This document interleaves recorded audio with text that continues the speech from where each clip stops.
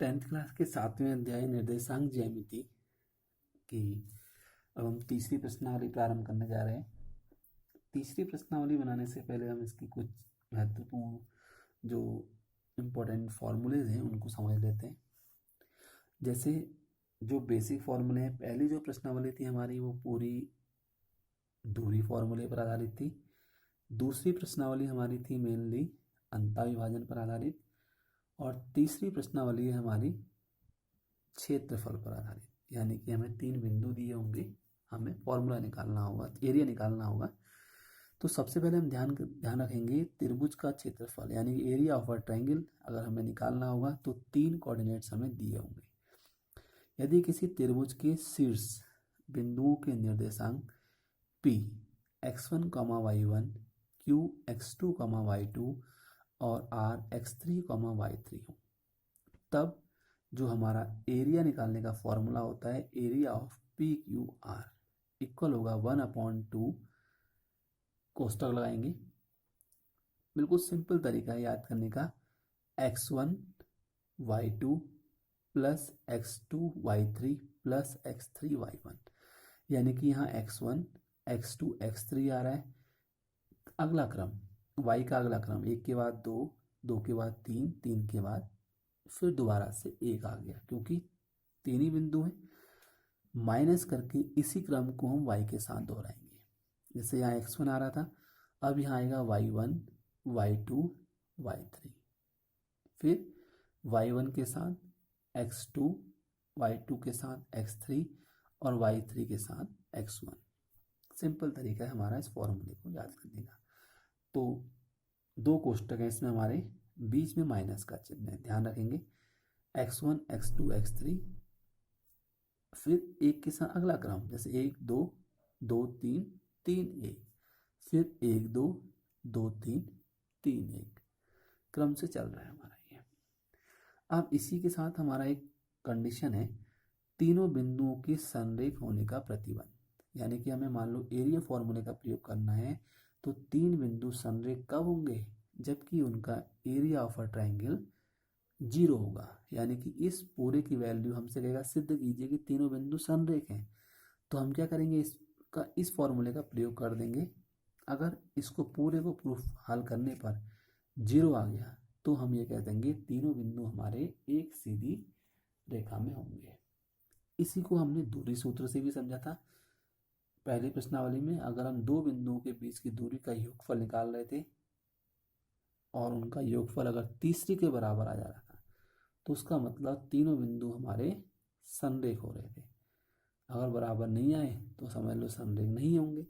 Same condition यहाँ भी, अगर 0 आ गया तो समझ लो संरेख होंगे, 0 नहीं आए तो संरेख होंगे। अगर 0 दिया है तो फिर हमें कोई अननोन वैल्यूज फाइंड करनी होगी। इसी प्रकार से हम चतुर्भुज का फॉर्मूला भी लगा सकते हैं। एरिया अगर हमने पी, तब हमें 4 बिंदु दिए होंगे, जैसे P Q R और S, तब सेम कंडीशन वही है, 1 2 3 4 बिंदु आ जाएंगे, x1 x2 x3 x4।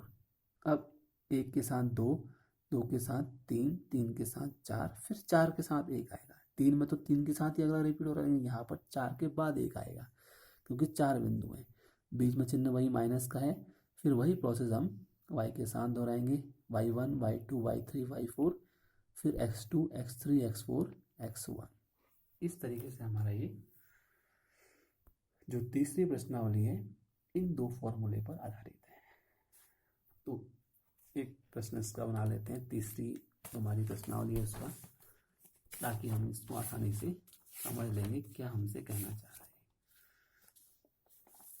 है। जैसे पहला ही क्वेश्चन है इसका, हमसे इसमें कह रहा है 7.3 के हमारे पहले के 2 खंड हैं, तो दोनों खंडों को हम बनाते हैं। इसमें हमसे क्या कह रहा है, क्वेश्चन नंबर फर्स्ट में कह रहा है उस त्रिभुज का क्षेत्रफल ज्ञात कीजिए जिसके शीर्ष ये है, यानी कि A B और C दिए हुए हैं, या कुछ भी PQR मान सकते हैं। तो 2, 3 -1, 0 और 2, -4। ठीक, अब ध्यान रखेंगे तरीका इस तरीके से करेंगे, पहले वैल्यूज लिख लेंगे, जैसे x1 y1, x1 का मान 2, y1 का मान 3, x2 का मान -1, y2 का मान 0, x3 का मान 2, y3 का मान 4। तो x1 y1, x2 y2, x3 y3। Area of A B C बराबर होगा 1/2। फॉर्मूला अभी हमने बताया, x1 x2 x3, x1 के साथ y2, x2 के साथ y3, x3 के साथ y1, minus y1 y2 y3, x2 x3 x1, कोष्टक बंद। अब सीधे वैल्यूज पुट कर देंगे यहाँ पर क्रॉस में, इससे हमने लिख लिया यहाँ पर x1 x2 x3, यहाँ y1 y2 y3। अब x2 y2, ठीक, 2 गुणा 0 करेंगे 0 हो जाएगा, x2 x3 -1 गुणा -4 करेंगे +4 हो जाएगा। अब x3 के साथ y1, 2 गुणा 3 करेंगे तो 6 आ जाएगा, बीच में चिन्ह माइनस का है। अब इसी प्रोसेस को हम उस तरफ से दोहराएंगे, y1 x2 यानी कि 3 गुणा -1 -3 हो जाएगा, y2 गुणा x3 यानी कि 2 गुणा 0 करेंगे तो 0 हो जाएगा। और लास्ट है हमारा x3 y3 x1 यानी कि -4 गुणा 2 -8 हो जाएगा। अब 6 4 10 हो गया, और -3 -8 -11 हुआ, और बाहर चिन्ह माइनस का है तो +11 हो जाएगा। 10 + 11 21/2। अतः जो एरिया होगा इसका वो 21/2 वर्ग मात्रक हो जाएगा। सिंपल है, बस ट्रिक इसकी ध्यान रखनी है हमने। सबसे पहले दूसरे खंड को समझ लेते हैं एक और। ए बी सी 3 बिंदु दिए हैं, x1 y1 क्रम से लगा लेंगे, -5 -1 3 -5 5 और 2 यानी कि x1 x2 x3 है, ये y1 y2 और y3 है। Area of A B C निकालेंगे, बराबर 1/2 कोष्टक में x1 x2 x3 फिर y2 y3 y1, माइनस है बीच में कोष्टक के अंदर। अब इसी प्रोसेस को हम किसके साथ दोहराएंगे, y के साथ दोहराएंगे, y1 x2 y3 x3 y2 x3 और y3 x1। और यहाँ पर जो प्रोसेस करेंगे सीधे गुणा करके लिख देंगे, जैसे पहले इसकी गुणा क्रॉस में करेंगे, -5 गुणा -5 25, 3 गुणा 2 6, और x3 y1 यानी कि 5 गुणा -1 करेंगे तो -5 हो जाएगा। कोष्टक बंद कर देंगे, बीच में माइनस का चिन्ह है। अगला कोष्टक y1 x2 यानी कि -1 गुणा 3 -3, y2 x3 -25 और y3 x1 यानी कि माइनस के 2 गुणा -5 करेंगे -10 हो जाएगा। अब इस कोष्टक को हल करेंगे, 25 और 6 31, 31 -5 करेंगे तो 26 हो जाएगा, बीच में चिन्ह माइनस का है।